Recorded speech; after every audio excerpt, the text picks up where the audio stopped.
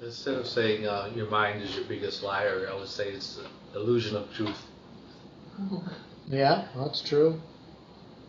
I guess it's a different Dhamma, a different way of looking at it, a different pattern. But, yeah, you're creating these stories.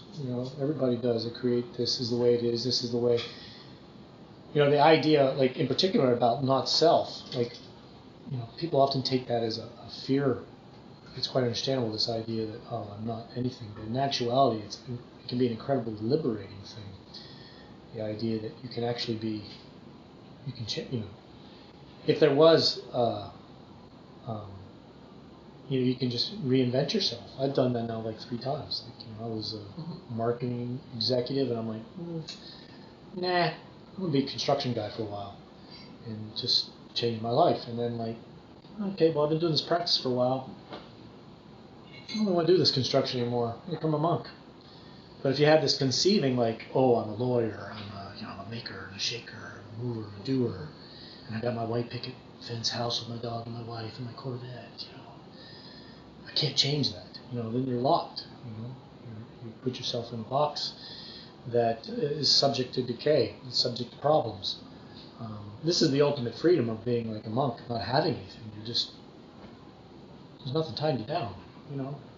Somebody says, hey, Gandanya, we'd like you to go there. Okay, give me a couple hours, I'll put my stuff in my bag, I'm ready to go. And you don't have to fix things, you don't have to carry things, you don't have to worry about all the different things. And like a bird, light as a bird, free to take wherever your wings go, and hopefully you won't get blown off course. But if you got a balanced state of mind, you get blown off course, you're like, hey, I'll make a nest here.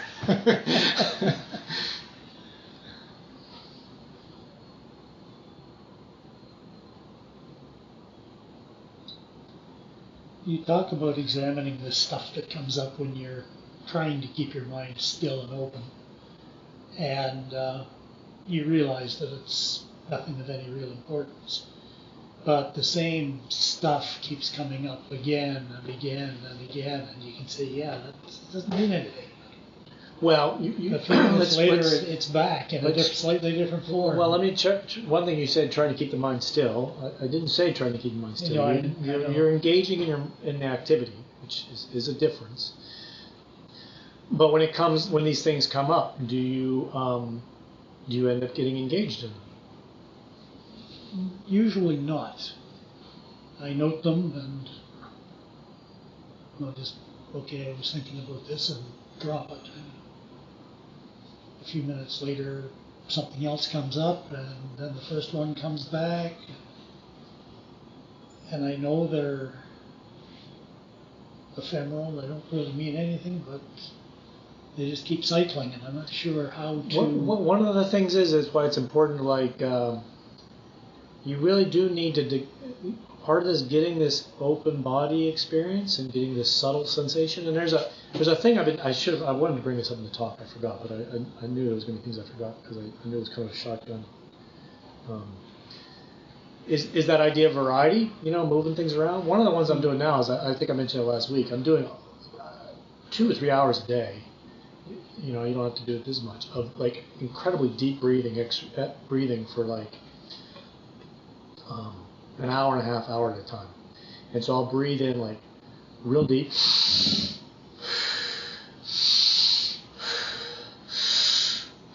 nose or mouth, doesn't matter, like 30 times, and then I'll just let my breath settle into a relaxed exhale. And I might just move it like kelp. Like kelp is like just sits there and like just gently moves. So I don't hold it closed, but I don't breathe anymore. And this very vigorous breathing, it's very engaging, so there's no real place for the mind to really come in, right? And then one of the things this actually does is after you do a couple rounds of it, it opens up the body into this very kind of tingly, subtly sensation, and that is a real good basis for really getting yourself into an open, full, conscious, and pleasant experience. And so one of the problems with the hindrances is that you aren't developing a way of substituting one pleasure for the more subtle pleasure. So the Buddha says, like, why should I be afraid of the jhana? Because the jhana is a pleasure that's really not born from like sensual indulgence. It's born from a kind of detachment and a subtlety. And so like that isn't piti per se, but you're getting to, because what piti really kind of comes from, my best guess physiologically, is that when you kind of open the full body experience, there's this just kind of flow of energy, like kind of like your neurons, and there's just kind of awareness, and then like very subtle things will just cause these very pleasant energies to move, and you don't have anything to obstruct it.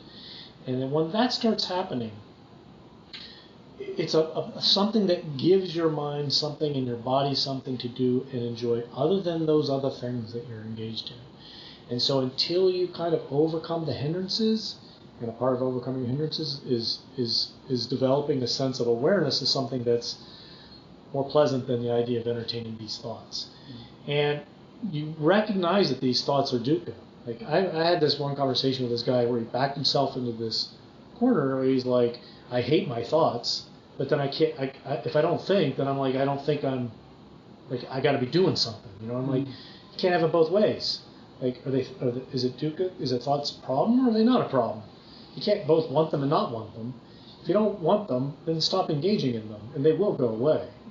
It's helpful, again, maybe finding something like this that's a little like, I was kind of doing this on a whim, and I brought it up, and Ben had a Burmese monk that he gave me a PDF for, and this guy was, I don't remember his name, but he had a booklet that they had translated, and he recommended heavy breathing like this for an hour. Straight, no stop, no changing of subtlety or anything like that. And because it is something like picking up the heaviness of the breathing or the strength of the breathing makes it like a little more, lifts it up a little more into the mind, right? It's a little more active. Or maybe walking meditation, trying to do walking meditation. But it really you have to rely on giving yourself, because there's something in this process where you're not valuing the experience of sitting as much as your thoughts. And you have to, again, kind of come up with what is the solution to that. But once you kind of find that, then the thoughts will become less attractive to the mind to create.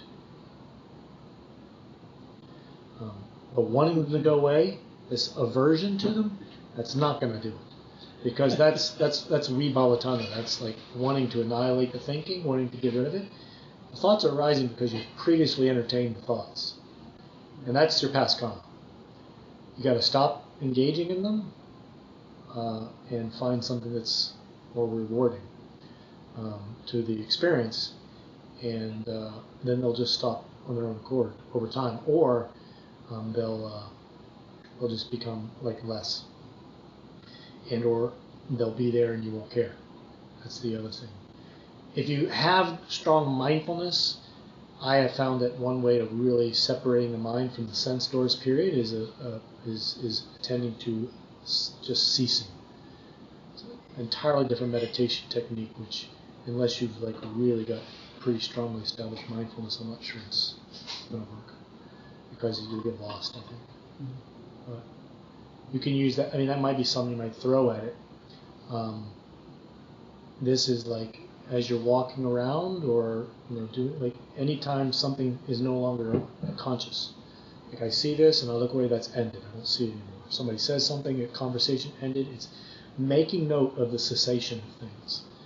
It's a strategy that instead of being involved in the objects of the world, then you unify the mind around their phenomenological nature of ceasing. But it's a tricky practice, but it's very efficacious practice. But I would try that other one first.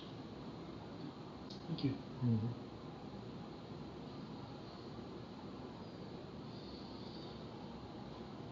There's a lot of talk about the want to become and to add, but there's also, I think, in our Western psychology, the desire to annihilate, to zone out, to not be. Could you speak about that as... Yeah, so this is where I'm going to, the process of freeing, like understanding consciousness and discernment is an unbelievably, and this is what the Buddhists called the awakening one. I mean, there's no shutting it out. What you're doing is by becoming dispassionate towards objects and things and situations, your mind actually expands to take it all in. It becomes much more open and available to whatever presents itself. I'm going to, thank you, but I'm going to pass on the time.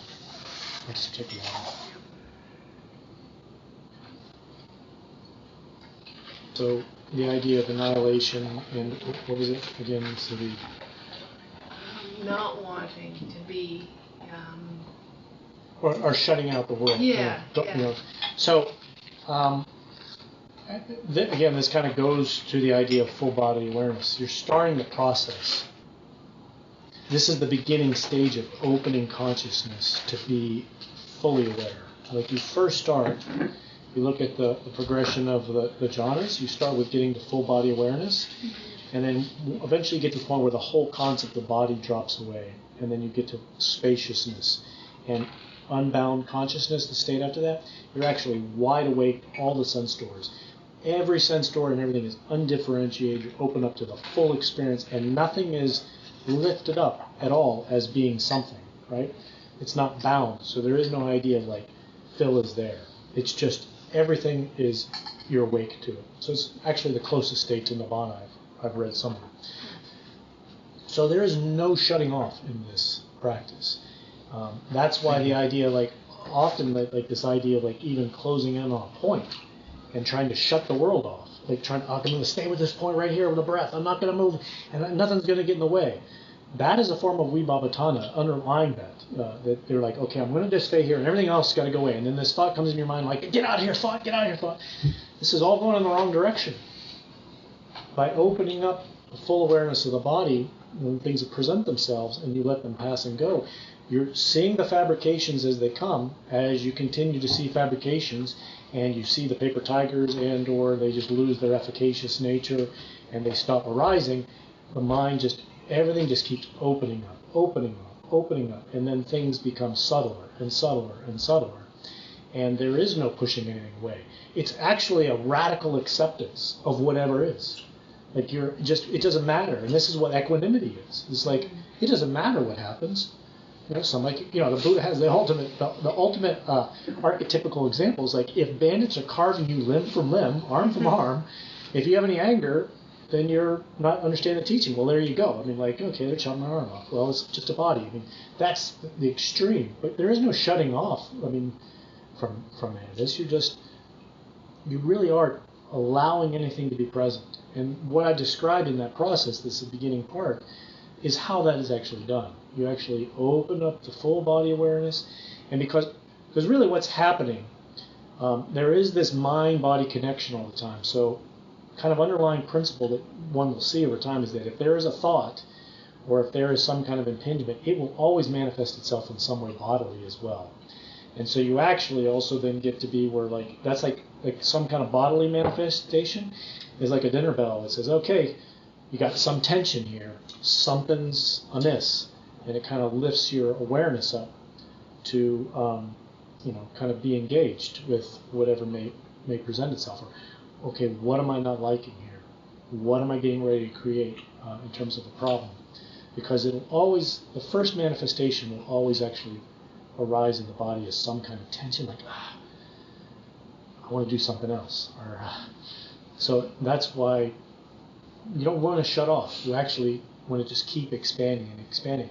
And I don't really want to get too far down in the line into the subtleties of like, because I know I've gone through it. It's getting to full body awareness it's not an easy task in and of itself. And really, that's where most people need to be, working at. But that is a part of the full process, and you can't. I don't think you can really progress a path without developing that. So hopefully that's answered your question. Thank you. Okay.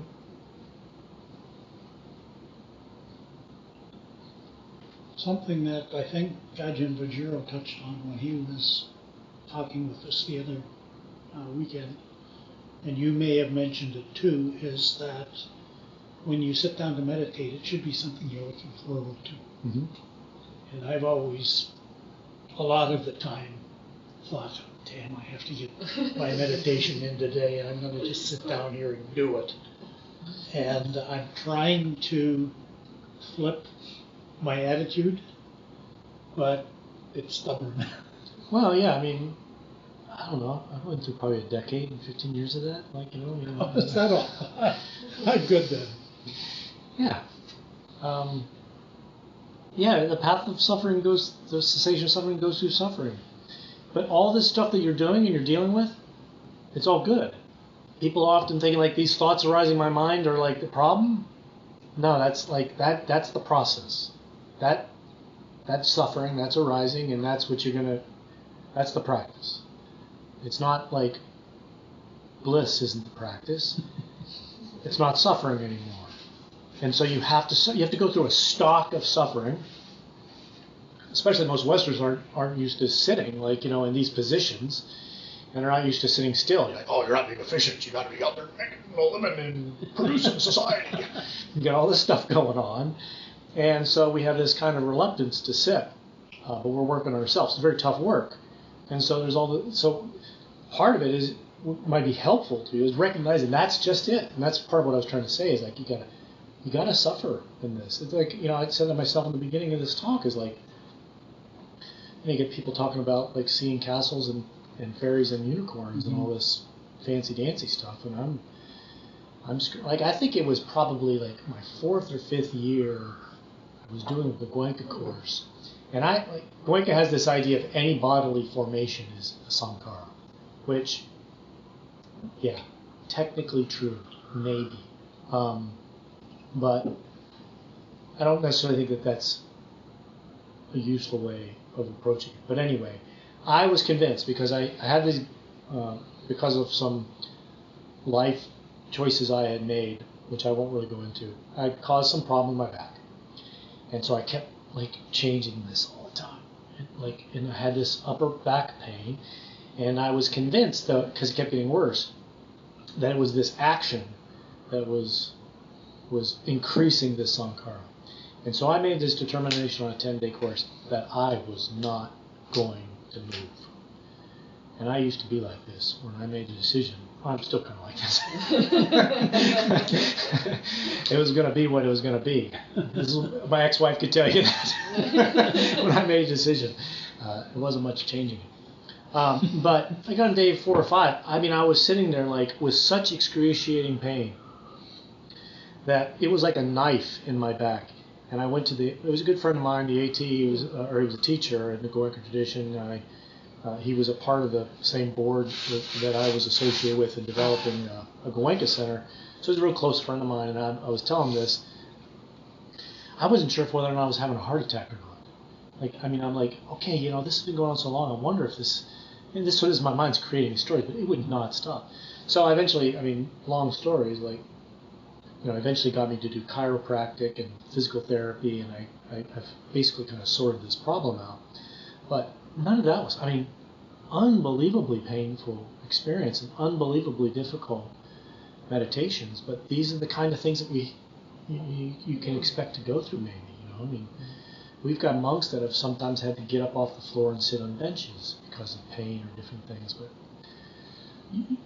it's important to recognize that, like, by doing the practice, like the stability of the mind, it might be that your 24-hour day is 1% better or 2% better because of your 1 hour. You know what I mean? And you got to say, well, if I keep doing that 1 or 2% better, 1 or 2% better, it keeps adding up. And so really the mind, one of the important things in part of the discernment of suffering is recognizing that you are also trading off short-term for long-term. And real maturity and wisdom is foregoing short-term gratification for long-term benefit. That's really what separates human beings and wise human beings and mature human beings from the immature and unwise, is recognizing that, yeah, it's difficult, but in the long run, it's the more skillful way to live. And so, yeah, multiple hopefully multiple ways of dealing with that issue. Is recognize the long term, recognizing the little bit of gains that you're getting by it, or whatever it may be. And again, go back to that idea of making it more engaging.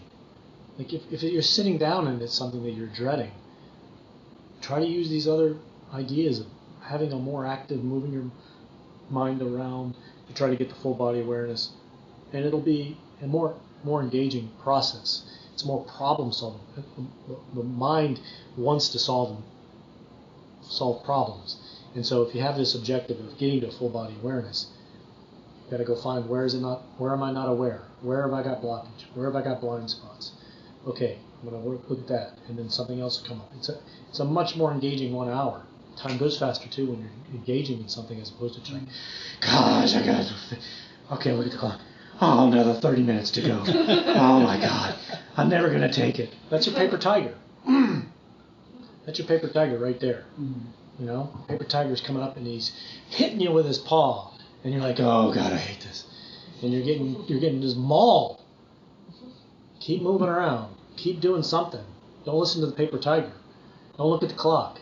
Wait for the bell to ring. Do something more engaging, and it'll all get better. So this body awareness is more, so if you're sitting and you're aware of different body parts, you want to find the ones that you're not aware of? Or you just go through and You want to unify into one full conscious awareness of the whole body. Whole body, okay. So, you know, Ajahn Lee Damodaro's book, Keeping the Breath in Mind.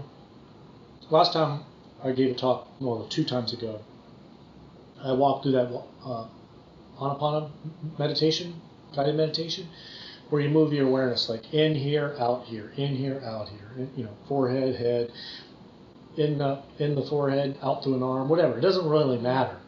It's nice to start off and get a pattern, like he's got a pattern. You start with that until you get a little bit comfortable with the idea of how you're doing it. But then again, then you start making it creative and you start moving around. And ultimately, I found one of the best ones is like expansion and contraction. Because when you're moving up and down through arms and feet and legs and like that, that actual idea of directing the mind will solidify the consciousness into an object. You're going to say, I'm going to move to my hand. Well, then you created a hand. That's the idea of what in the questions and answers, discernment has developed, consciousness is to be understood.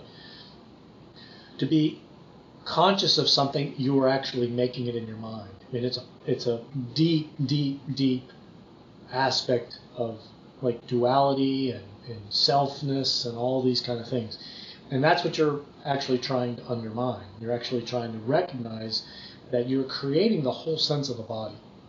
And there's, you know, bodily contemplations like the 32 parts. We did that this morning's chant. You can tear up the body that way. You can tear up the body with element meditation. Like Goenka has this scanning process, like you scan with it, and you can shift your perception, let's say, to earth element, to air, to water, and there are various tactile sensations that you're associating with those. And so, like weight. Okay, where's the heavy spots? Okay, now where's the light spots? Where's the warm spots? Where's the moving? Where do I feel movement? So you're changing the framework of how you're perceiving it, and all these different techniques and strategy will break down the solidity of your bodily awareness, and you'll start to have opening where that you can experience more and more of the body, and then that's the goal, is to get to a full body awareness. By getting to this full body awareness, then basically you're right at the doorstep of actually jhana and samadhi. This is overcoming the hindrances, because those things that are preventing you from having full body awareness are the hindrances. So to overcome the hindrances, get yourself to a full body awareness. And it's like which come first, chicken or the egg? Well, the same situation. Overcoming the hindrances is getting yourself to full body awareness. And that might be fleeting. The hindrances may be suppressed for like 15 minutes, and then that actual suppression of the hindrances and getting, let's say, a full body awareness, and let's say, you know, jhana or at the cusp of jhana or something similar to, you know, like the suppression of hindrances, will often cause a sankhara of your mind to like kick up and say, oh, okay, well, how about this problem when your dad said this to you? And you're like, crap. There goes the body, you know, like, and then it all comes crashing down again. And then this is the fun of the game. Really, for me, this is the problem to be solved. You know, this is what makes it enjoyable, is this constant like process of finding what's going to be next. Because that really is like, we talk about in Nietzsche all the time about things being impermanent. Like, this is going to pass, this is going to pass, this is going to pass. There's a whole way of looking at a Nietzsche, which I've been using a lot lately, that's why I'm bringing it up, about the uncertainty of what's going to arise. Like, you absolutely have no idea what's going to arise in the next moment. And it's a whole different framework of looking at the present moment that is quite liberating as well. But yeah, that's the basic goal, is to get yourself into the full body awareness. So it's just a whole field of like, and that's one of the things, Phil, that's useful about that deep breathing, because a part of it, the reason why you can't get to full body awareness is because you have these different feelings or tones in the body. Like, some places kind of hurting, some place kind of feels good, and you can't experience both of those simultaneously. Like, the Buddha has a saying, like, you can only feel a pleasant feeling, you can only feel a neutral feeling, and you only feel an unpleasant feeling at a time. You can't feel an unpleasant feeling and a pleasant feeling at the same time. So you need to get to these subtle underlying feelings, like tingly, throbby, pulsy kind of things. Like, kind of like, it's like physical static on your screen. Like, you got that static on the screen, like back in the old days before cable, you know, when you turn it to a channel that they don't have. So that's like what you can get in your body. And so by like this idea of deep breathing, it lifts that feeling up in your body and allows you to connect with that feeling. And when you connect with that subtle feeling, whatever you attend to, you'll get more of. If you attend to anger, you're going to get more anger. You attend to your thoughts, you're going to get more thoughts. If you attend to subtle sensations, you get more subtle sensations. When you attend to subtle sensations, you get more pervasive subtle sensations, and you get yourself to full body awareness.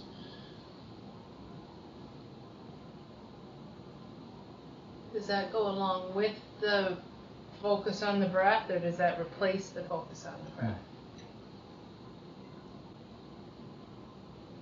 It's always still an association with the breath. Yeah, okay. It's the breath is an anchor, and one of the things you realize, like, okay, imagine you stop breathing. What do you feel in your body? Headache. No, I'm like, really stop breathing. Let's say like 10, 15 minutes. I don't know. You feel nothing. You're dead. Yeah, exactly. So the breath is actually that which energizes life. It's what, and so when you get to these subtler sensations, you feel like the breath. And this is what's a good thing again about this heavier breathing methodology. Is like, wow, I breathe more, like this oxygenation of the tissues, or, and this is kind of like an intellectual understanding. It causes everything to be more tingly. It causes lights. It causes all kinds of physiological changes, and that's because you're energizing and oxygenating the body. But you actually, like, I don't know, you know, yoga or physical therapy, stretching and stuff like that, they're often saying, like, breathe into the muscle, or, you know, and breathe into the stretch. That is always something that's kind of available to you, and it's actually, I think, incredibly therapeutic and physical as well. Like, that wherever you are attending to, I think that the body is actually more engaged in oxygenating and the parasympathetic nervous system. I could probably go off on some kind of theory that I have no idea is true or not, but I think there is some validity to it. So many people, you know, have different lines of thinking that tend to support that, and my own experiences support that. I've had physical problems that breathing into it over time has improved.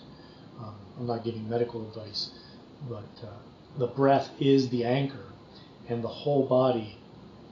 You know, so you use that as associations, like you're breathing as you're moving up and down. Like you could do this way, you could do spirals or all these other kind of forms that are associated with the breath. But eventually, like, you can get to this, like when it's full body, where it's just like the whole body is expanding and contracting, all the way down to the tip of your toes. Just everything is expanding and contracting. And it's still the breath. You're still associating with the breath.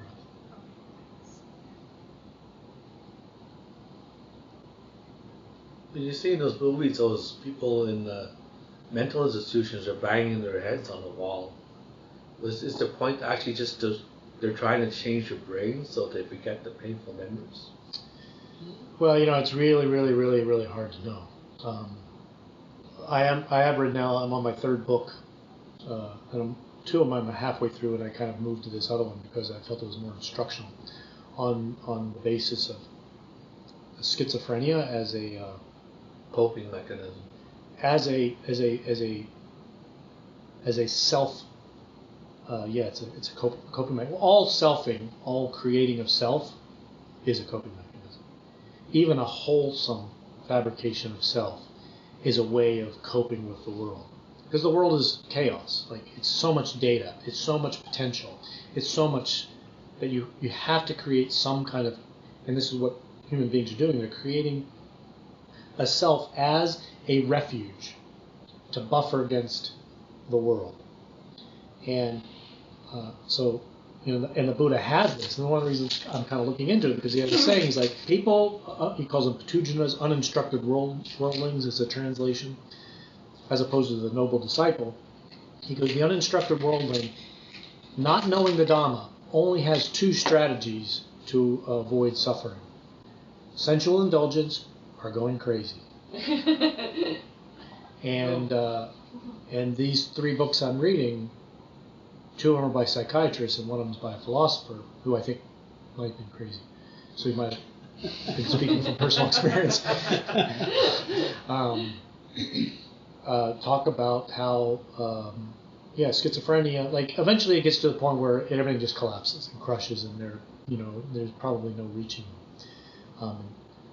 But that these are actually strategies of protecting oneself from certain or not proper development in like formative years, 2, 3, 4, and those self strategies try to solidify like a barrier between the world, and then eventually at a certain point that strategy is self-destructive and it destroys that kind of core that's been trying to hold the world at bay.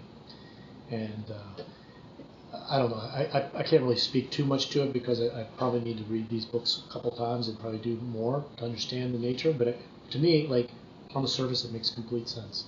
He gives case examples and case studies. Now that's not exhaustive. There might be other examples, but it seems to be like I've read some of the dialogues and I completely understand exactly what the person is saying and doing, and the traditional psychiatrists have misread it, and he I think properly interprets it. And you can see how it's a strategy for coping with the world, and it's a failed strategy. So then at a certain point, banging your head against the wall, or violence, or paranoia, personality breaks. They're all, the Buddha would say, and these psychiatrists say that's what it results. But it's a lot of karma, So it's years and years of karma. Like I was talking earlier about listening to music or entertaining certain kind of inventive thoughts. Those are hard to get away, but those are fairly benign. They're related to the world. If you've got a strategy of relating to the world that's delusional, that doesn't really accord with reality, eventually you're going to back yourself into unreality to such an extreme extent that you can't associate with reality at all. I have a theory that young people tend to commit suicide more if they believe in an afterlife. If they believe in an afterlife? Yes. I don't think that's the case. It doesn't make a difference. I think that, I don't know the statistics for sure, but I've heard other statistics, and that I would think that would not be the case. But I don't really know. I mean, I'm not going to debate some statistic I don't know, but other statistics would, I think, infer that that's doesn't make a difference. No, I mean, well, generally, I came from this, atheist, non-religious belief, they tend to lead you to a nihilism, which is like, if there is no self, then it's really easy to take that negativity or that annihilation view and spiral yourself into a black hole, or like a negative state of mind. Whereas if you have a view of something permanent, it might hold you. It's got its own traps, but I think you're more likely to value maybe an afterlife or something else. You have some statistic or reason to believe otherwise? No, I think it's just that if you believe in heaven, you would more likely want to go there sooner than later. Well, except for if you're really unhappy right now. You have to take, I think, the whole so a lot of these things, even if you're like an atheist, you get the kind of baggage that our whole culture is built around Christianity, more or less. There's a lot of the underlying principles around the negativity of that, or the fact that that is an act of not going to heaven, like suicide. The Greeks had this idea that the gods gave you life, and if you were gave you your life for a purpose, and I think some of this even bleeds into Christianity. And by ending that gift prematurely, you're denying the purpose of God giving you life, and on the basis of you not embodying the purpose of why you were given life, and is a affront to the God or gods that gave you life to begin with. So they're going to frown upon you because they've given you a miracle of life, and really, life is pretty freaking miraculous. It's pretty amazing. We don't look at the absolute it's just incredible that we're aware. What is this whole consciousness thing? This whole knowing and seeing. I mean, philosophy and neurology, anything you look at, it's like a miracle. Even the science they think they're so close, but they still have absolutely no idea what's really going on. They know, if you put you in a big giant donut MRI and they poke you with a needle, oh, there's some blood going over here. Well, that doesn't really tell you much. They really don't know what that really is. I mean, the idea that there's a knowing of that pain, what is that? It's just absolutely incredible. So, yeah, that's the basis why it might be, you're basically denying the God or gods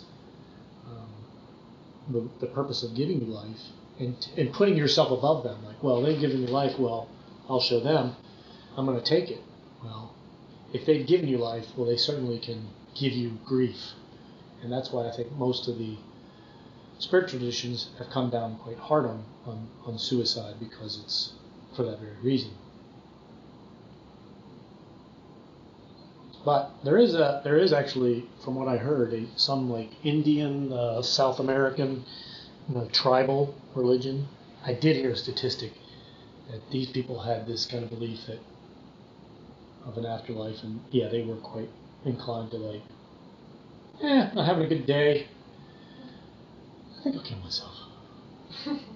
But that's pretty rare. It's pretty rare, and I don't think and obviously in the Buddha's teaching, because you have to have there's self-hate, there's got to be a futility. You're going into that with a mental thought, a mental image of yourself in the world that's negative. So you're not going in the right direction. You're heading in the wrong direction. And yeah, it's not a good idea. It's quite a bad idea.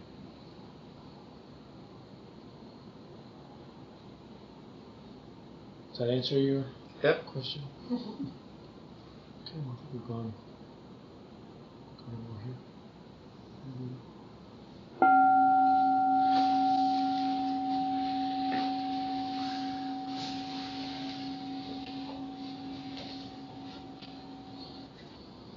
Arahang Samma Sambuddho Bhagava Buddhang Bhagavantam Abhivadami Svakato Bhagavata Dhammo Dhammam Namasami